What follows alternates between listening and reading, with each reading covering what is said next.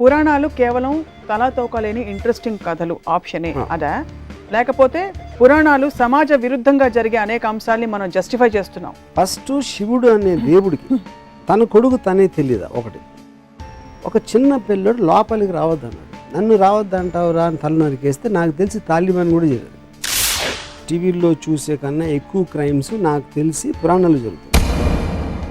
కానీ ఇప్పుడు విష్ణువు అనే ఒక దేవుడు డబల్ రోల్లో రాముడు కృష్ణుడు వచ్చాడు. రాముడేమో ఏకపతిరోతులు, కృష్ణుడేమో 1000 మంది గోపికలతో ఉంటాడు. సో అప్పుడు ఎవరిని తీసుకోవాలి నేను? ఏ మనిషి కూడా ఒక దేవుడి లెవెల్కి వెళ్ళాడు.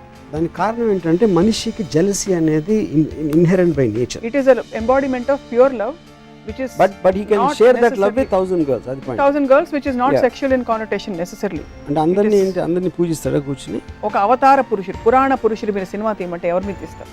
శకుని. మోక్షం రాకపోతే స్వర్గప్రాప్తి రాదు, స్వర్గప్రాప్తి రాకపోతే రంభ ఉరుసులు దొరకదు. అది main point.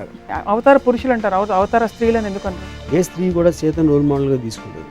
100% I'm sure.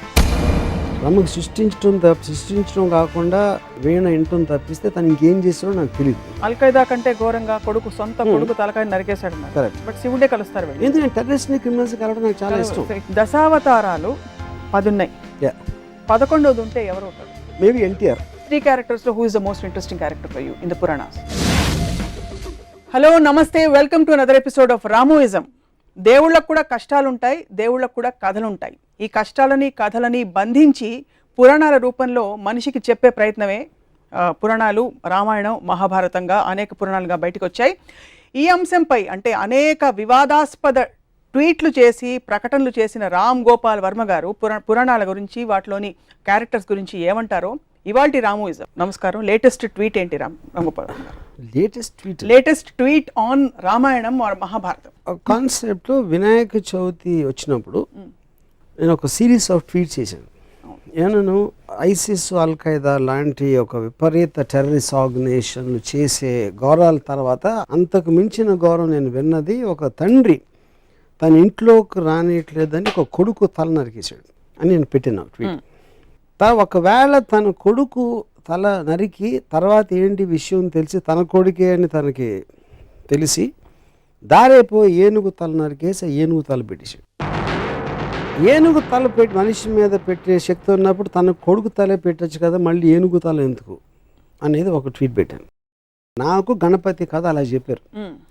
First శివుడు అనే దేవుడికి తన కొడుకు తనే తెలియదా? ఒకటి, అది పక్కన పెడదాం. ఒక చిన్న పిల్లడు లోపలికి రావద్దన్నాడు. ఆయన అటాక్ కూడా చేయలేదు. నన్ను రావద్దంటావురా అని తల నరికేస్తే నాకు తెలిసి తాలిబాన్ కూడా చేయలేదు. కానీ మన దేవుడు చేశారు. దాని తర్వాత ఏనుగుని చంపితే ఇప్పుడు WWF అంత గోల్ చేస్తారు. మేము సినిమాలో కుక్కను పెడితే సెన్సార్ వాళ్ళు కుక్కర్ని ఏమైనా చేశారా అని అడుగుతారు. ఏమి అన్నింపుని తెలియని ఏనుగుని చంపేసి దాని తలను పెట్టారు. ఆ తల ఎందుకు పెట్టాలి? అదో క్వశ్చన్. దాని మీద బాంబేలో ఒక శివసేన ఇలాంటి ఎంఎస్ గ్రూప్ వాళ్ళు ఇలాంటి ట్వీట్లు పెడతాంటే గణపతి అనేది చాలా పెద్ద బాంబేలో. అంటే దాంట్లో ఒక లీడరు ఇప్పుడు మనం గొడవ చేస్తే దీని గురించి దాంట్లో లాజిక్ అంతా బయటికి అవుతారో తనకే పబ్లిసిటీ వస్తుంది, వదిలేయండి అని చెప్పాడు.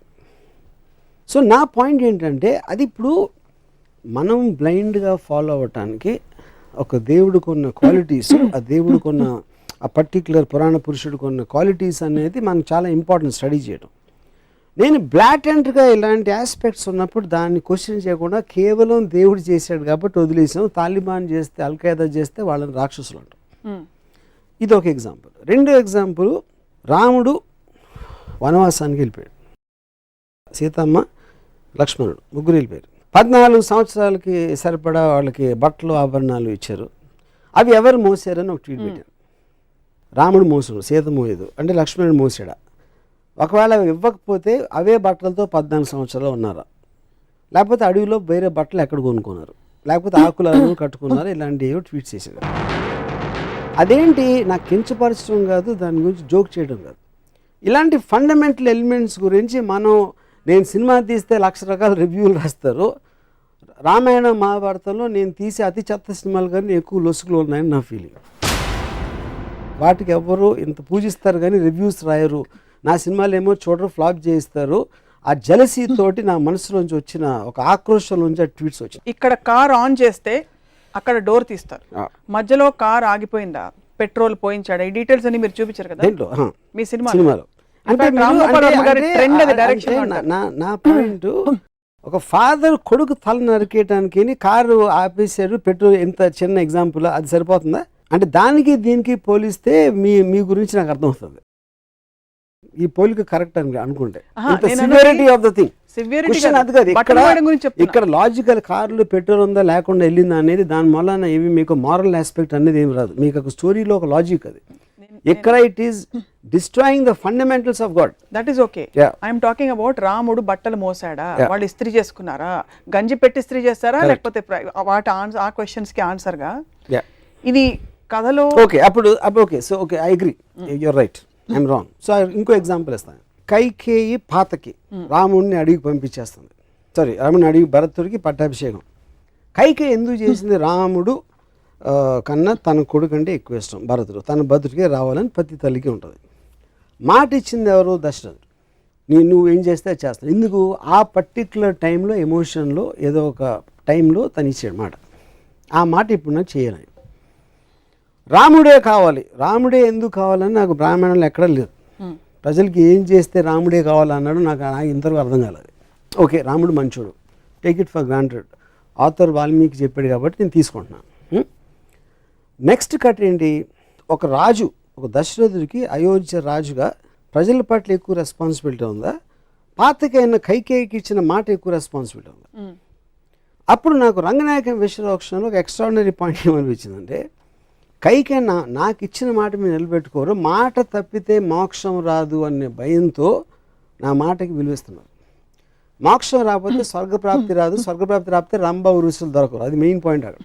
ఒకవేళ తన పర్సనల్ హ్యాపీనెస్, మోక్షం రావాలి, స్వర్గం అలా నాది వచ్చేస్తే అయోధ్య ఏమైపోయినా నాకు పర్లేదంటే, అప్పుడు మనకు ఉన్న పొలిటికల్ లీడర్స్ స్విస్ బ్యాంక్లో నా డబ్బు ఉంటే చదువు దేశం ఏమైపోయినా పర్లేదంటే దానికి దీనికి ఏంటి అసలు difference? Absolute no difference. So ఇది మోర్ రిలవెంట్ పాయింట్. ఇందాక ఇచ్చిన బట్టల పాయింట్ పక్కన పెట్టి ఈ పాయింట్ పెడుతున్నాయి ఇప్పుడు.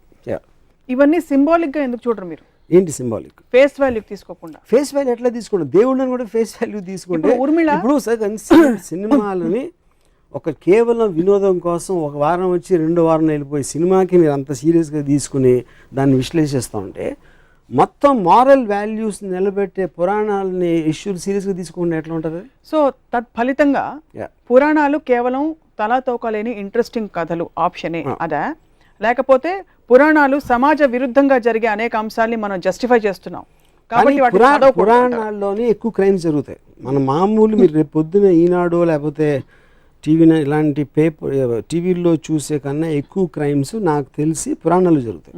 అబ్సల్యూట్లీ లేనిది. అది ఉండాలా ఉండకూడదా క్వశ్చన్ కాదు, పాయింట్ అది కాదు.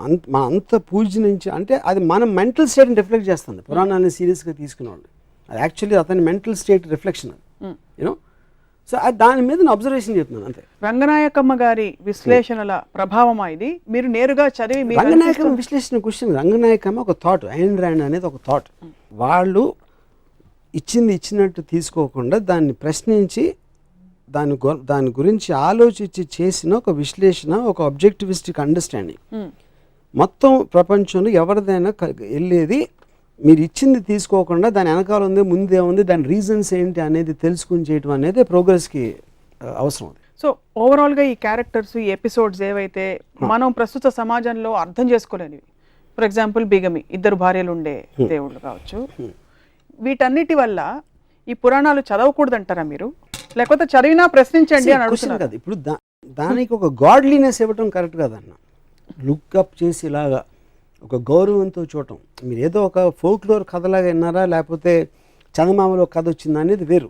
మీకు మారల్ సింబల్స్ కింద ఉన్న పురాణ పురుషులు వెనకాల కథలు ఇవా అన్నప్పుడు ఏ మారల్ దాంట్లోంచి తీసుకుంటారు? ఉదాహరణకి అది రాముడు మంచివాడు, ఎక్కువ ఎందుకు మంచివాడు ఎంతవరకు అర్థం కాదు. రాముడు ఇప్పుడు శూర్పణఖ అని ఒక స్త్రీ తను కోరి వచ్చింది, ముక్కు కోసేది. అది అంటే అందవికారం అంటే అంతకుముందు అందంగా ఉండాలి కదా, ముక్కు కోస్తే ఏమవుతుంది? లేకపోతే అంతకుముందే అందవికారంగా ఉంటే ముక్కు కోసిన మాత్రం మళ్ళీ ఇంకా పెరగదు వికారం. సో మనం ఈవ్ టీజ్ చేస్తున్నాం, ఒక అమ్మాయిని ఇలా అంటున్నాం, అంటే మన సమాజంలో ఇప్పుడు ప్రాస్టిట్యూట్స్ని కూడా లా ప్రకారం గౌరవంగా చూడాలి, మనం కించపరిచి చూడకూడదు. ఎందుకంటే వాళ్ళు ఎందుకు అయ్యారో ఆ కారణాలు ఏదో రకరకాలు ఉంటాయి.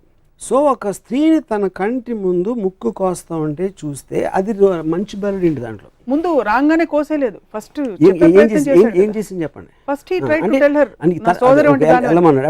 ఇప్పుడు ఒక అమ్మాయి వచ్చిందండి నా దగ్గరికి, నేను కలవనన్నాను, మళ్ళీ వచ్చింది కలనంటే ముక్కు కోసేస్తే ఊరుకుంటారా? ఇప్పుడు మీకు చట్టపరంగా అది కాదు, ఎథికల్ అంటున్నా.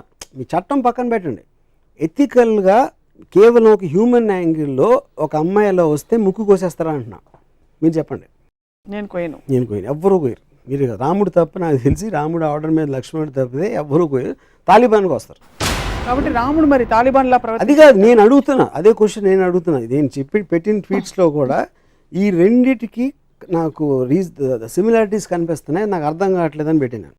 పురాణం గురించి మాట్లాడుతున్నాం కాబట్టి నా మోస్ట్ స్ట్రాంగెస్ట్ అబ్జర్వేషన్ నేను ఒక 5 minutes చెప్తాను.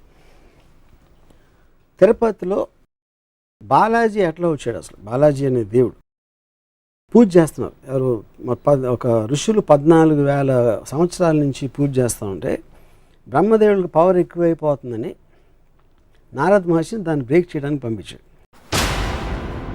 నారద మహర్షి వచ్చి యాగఫలం ఎవరికి ఇస్తారు అంటే వాళ్ళు ఆలోచనలో పడ్డారు. అంటే 14,000 ఏళ్ళ నుంచి తపస్సు చేస్తే యాగఫలం ఎవరికి వాళ్ళు ఆలోచించలేదు. సరే అది పక్కన పెడదాం. సరే కనుక్కోవడానికి ఎవరు బ్రహ్మ విష్ణు మహేశ్వర్లో ఎవరు దీనికి అర్హులు అని భృగు మహర్షిని పంపించారు. భృగు మహర్షి ఫస్ట్ బ్రహ్మ దగ్గరికి వెళ్తే బ్రహ్మ సరస్వతి వేణు వాయిస్తున్నారు ఏదో అవుతుంది అక్కడ బిజీ అని పంపించారు. అక్కడి నుంచి కట్ చేస్తే శివుడు వస్తే శివుడు పార్వతి బిజీగా ఉన్నారు, అవి డాన్స్ చేస్తున్నారు ఏదో అక్కడి నుంచి పంపించారు.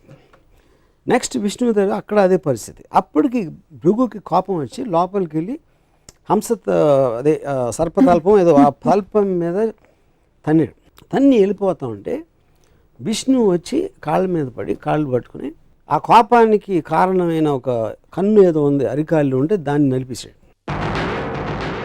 తన్నిని వెళ్ళి కాళ్ళు పట్టుకోవడానికి కోపంతో లక్ష్మి వెళ్ళిపోయింది. స్వర్గం బోసిపోయేసరికి వచ్చి విష్ణువుని ప్రాధేయపడ్డాడు. ఏంటి లక్ష్మి లేకపోతే స్వర్గంలో ఇది లేదు అది లేదు అని. అప్పుడు ఈయన ఎతకడానికి వెళ్ళాడు. విష్ణు వెళ్ళి ఎతికి ఎక్కడ దొరకలేదు. అలిసిపోయి ఒక చోట పడుకుంటే పైన ఒక పాముల పొట్ట ఏదో కట్టేసి చేమలు కుట్టేసి. అప్పుడు ఆ టైంలో అక్కడ విదురుడు రాక్షసుడి పేరు మర్చిపోయింది వాడేవారు. ద పాయింట్ ఈజ్ ఒక ఆవులు కాపరి ఒక ఆవు వెళ్ళి ఆ పర్టిక్యులర్ పాముల పొట్టలో పాలేస్తాం. సో సాయంత్రం పూట ఇంటికి వచ్చేసరికి ఒక్క ఆవు పాలు ఇవ్వట్లేదని ఆకాశరాజు భార్య రాణి ఏంటి ఆవు పాలు ఇవ్వట్లేదు అని ఎంక్వైరీ పెట్టి ఆడేమో పిలిచి అడిగితే నెక్స్ట్ డే ఆడ ఆవు మీద కన్నేసి ఉంచితే ఆవు వెళ్ళి పాలు పెట్టని చూశాడు. ఆవును కొట్టడానికి వస్తే ఆవును రక్షించడానికి విష్ణువు బయటకు వస్తే తన తల మీద తగిలింది దెబ్బ, ఆ కర్ర దెబ్బ. అవును. ఆ రక్తం చూసి పారిపోయి ఆకాశరాజు చెప్పాడు. ఆకాశరాజు వచ్చి ఏంటంటే ఆకాశరాజుని చూడగానే నువ్వు 7 జన్మలు పిశాచం అయిపోతామని శాపం ఇచ్చాడు విష్ణు. అదేంటి నేనేం చేశాను ఇప్పుడు చూడటానికి వచ్చి నాకు శాపం ఏంటంటే నువ్వు చెప్పింది కరెక్టే కానీ శాపం వెనక్కి తీసుకోలేను, అందుకని 7 జన్మలు పిశాచిగా మళ్ళీ తర్వాత దేవత అయిపోతామని ఒక అమెండ్మెంట్ ఇచ్చాడు విష్ణు. అక్కడి నుంచి వెళ్తా ఉంటే ఒక చోట ఒక అమ్మాయి కలిసి అమ్మాయి పద్మావతి తనతో ప్రేమలో పడి ఫాదర్ డబ్బులు అడిగితే డబ్బులు లేవు కనుక కుబేరుడి నుంచి అప్పు తీసుకుని పెళ్ళి కూర్చుంటే ఇది విషయం నాదుడికి తెలిసి ఎక్కడో తప్పు చేసుకుని లక్ష్మి దగ్గరికి వెళ్ళి ఆయన మళ్ళీ పెళ్లి చేసుకుంటున్నాడని చెప్తే లక్ష్మిని తీసుకొచ్చేసి లక్ష్మిని చూసి గిల్ట్ తోటి విష్ణు రాయిపోయి ఆ దుఃఖంతో పద్మావతి రాయిపోయి తను కూడా ఫీల్ తను రాయిపోయింది. ఇది బాలాజీ స్టోరీ. ఇది నేను చెప్పట్లేదు, బాలాజీ టెంపుల్లో కొని చదువుకున్న పుస్తకంలో ఉన్న స్టోరీ. ఓకే, ఇప్పుడు నా పాయింట్ ఏంటంటే ఒకటి విష్ణు వెళ్ళి కాలు పట్టుకున్నాడు ఏదో చదపటానికి, అది లక్ష్మికి ఎందుకు చెప్పకూడదు అసలు?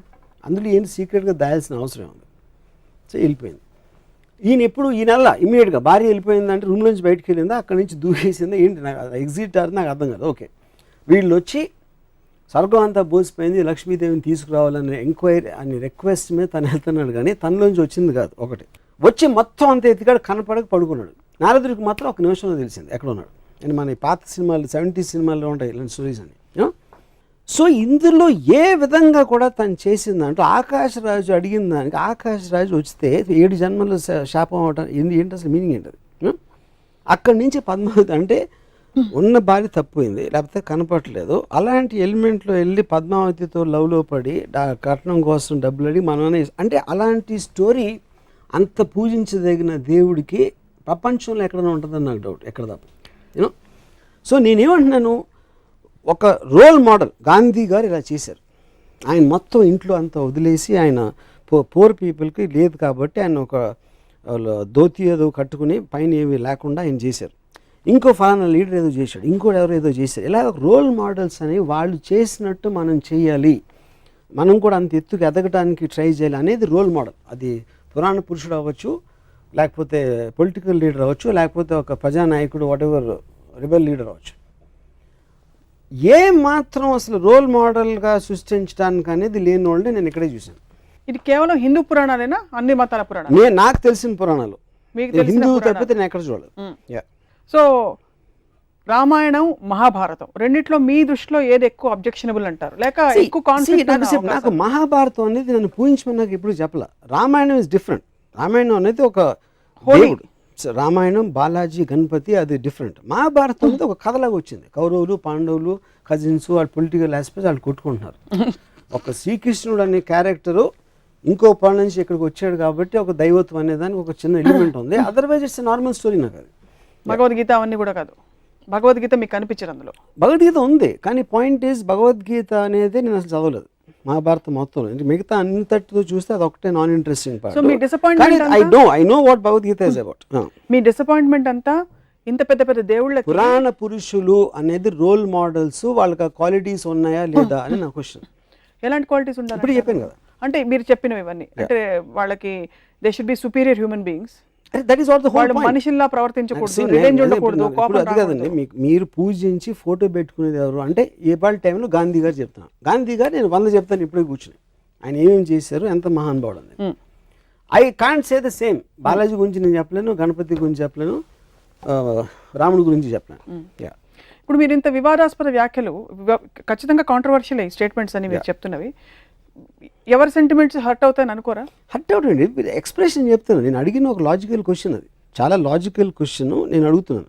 దానికి answer I also want to hear. I'm very curious to hear. నమ్మే భక్తులకి డీటెయిల్స్ అనే అవసరం లేదు, వాళ్ళకి అవసరం లేదు, వాళ్ళు చేయకూడదు నేను చెప్పట్లేదు. నేను ఒక స్వతంత్ర పౌరుడుగా నాలోంచి వచ్చిన ఒక డౌట్ని ఎక్స్ప్రెస్ చేస్తున్నాను అంతే. ఇప్పుడు ఎలా అయితే మీరు డౌట్లు ఎక్స్ప్రెస్ చేస్తున్నారో స్వతంత్ర పౌరుడిగా, ఆబ్జెక్టివ్ సోషియో సైంటిస్ట్గా, పురాణాల్లో ఉండే మంచి విషయాలు ఏమైనా తెలుసుకున్నారా? అంటే is there anything that inspires you in the Puranas, any character? నేను చదివినంత నాకు ఎక్కడ కనపడలేదు. ఎక్కడ అంటే ఏంటి, బాగుండాలి, అందరినీ బాగా చూసుకోవాలి, భార్యని సతీమణి అని చూసుకోవాలి, భార్య ఏంటి, లేకపోతే తమ్ముడు అన్నయ్యను కొలవాలి, అలాంటి ఏమంటుందని ఏబిసిడీలు చిన్నప్పుడు హ్యాండ్ రైటింగ్ బుక్స్లో ఉండే అడ్వైజ్లు అయ్యే అనుకుంటే ఓకే, అవేవి మిమ్మల్ని కానీ అవి ఉన్నాయి.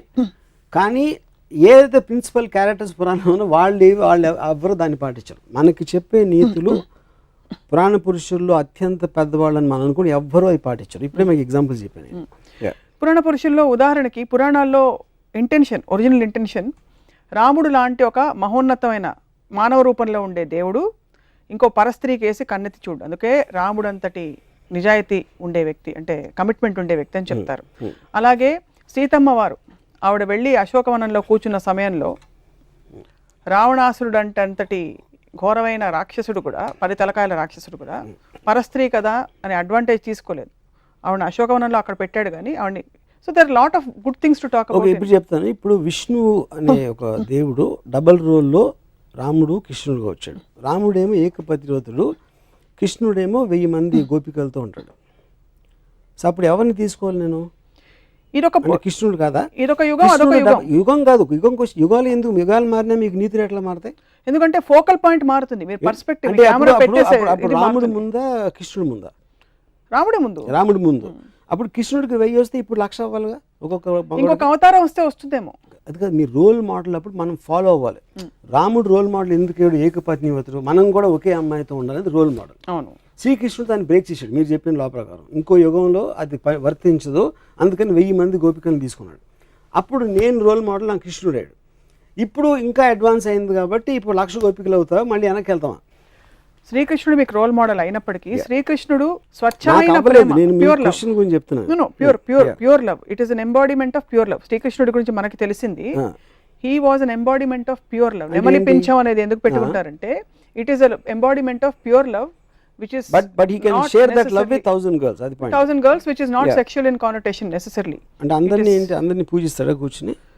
అది తెలీదు, but this is what we know. నెమలి పింఛం అన్నది కూడా సంకేతం. నిమిల్ పింఛ్ అని పక్కన పెట్టిన అది డ్రెస్, అది ఇప్పుడు ఇవాళ క్యాప్ వేసుకున్నట్టు అప్పుడు నిమిల్ పింఛ్ చేసుకుంటారు, దానికని ఎక్కువ ఇంపార్టెన్స్ ఇవ్వద్దు. తను చేసే పని చెప్పండి నాకు ఏం డ్రెస్ అనేది, మన costume is not the point, సీన్లో కంటెంట్ అనేది పాయింట్. అక్కడ సీన్లో కంటెంట్లో విష్ణు అవతారమే రాముడు, విష్ణు అవతారం రాముడు ఏకపత్ని భక్తులు అని చెప్పినప్పుడు తను ఇంకో రోల్ వేసినప్పుడు మొత్తం ఆపోజిట్లో వేస్తే దానికి వ్యాలిడిటీ ఏంటని అడుగుతున్నాను. కాబట్టి రెండింటికి వ్యాలిడిటీ లేదంటారా, ఒకటి తీసుకుంటారు? క్వశ్చన్ అది కాదు, రోల్ అంటే ఇప్పుడు రాముడు అది ఒక్కటి చేసి ఉండొచ్చు, దానికి ఆపోజిట్గా 10 చేశారు దాంట్లోనే, రామాయణంలోనే నాకు చెప్పాను.